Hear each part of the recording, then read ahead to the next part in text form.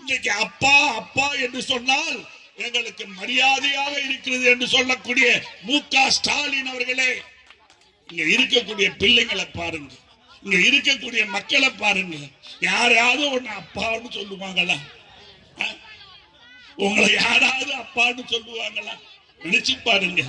அந்த அந்த அம்மா என்ற வார்த்தை என் தாய் புரட்சி தலைவி அம்மா அவர்களுக்கு மட்டும்தான். அம்மா என்று சொல்லக்கூடிய தலைவி புரட்சி தலைவி அம்மா தான். எப்படியாவது அதே மாதிரி நம்ம அப்பா அவர் நினைக்கிற மக்களுக்கு சேவை செய்யுங்க, மக்களுக்கு திட்டத்தை கொடுக்கணும். ஆட்சியில இல்லாத போது சொன்னார், எதிர்கட்சி தலைவராக இருக்கும் போது சொல்றாரு மு.க. ஸ்டாலின், நான் ஆட்சிக்கு வந்தா பொங்கலுக்கு 5000 ரூபாய் கொடுப்பேன். இன்னைக்கு என்ன கொடுக்கிற? ஒரு 100 ரூபாய் கொடுக்க ஒரு வக்கி இல்ல.